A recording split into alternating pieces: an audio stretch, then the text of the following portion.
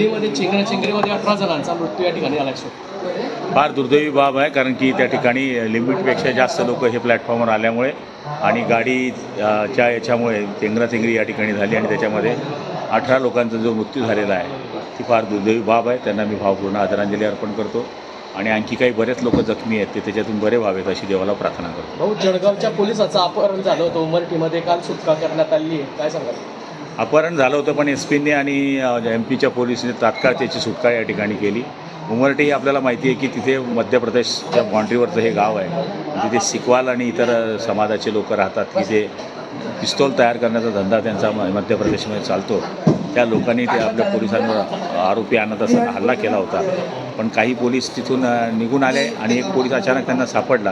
त्यांनी त्याचं अपहरण केलं होतं, पण SP ने आणि त्यांनी लगेच तात्काळ तिथे जाऊन त्या पोलिसाची सुटका केली आणि पुढचा अनर्थ टळला.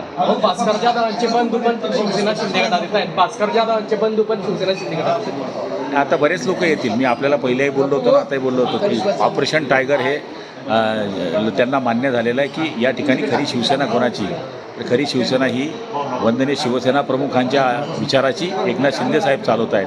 त्यामुळे बरेच जण त्यांच्या मागं या ठिकाणी शिवसेनेमध्ये येत आहे. राजन साळवी आले, आता भास्कर जाधवसुद्धा त्यांचे बंधूसुद्धा शिवसेनेमध्ये येत आहेत. भास्कर जाधव नाराज आहेत. भास्कर जाधव नाही, त्यांचे बंधू नाराज आहेत ते.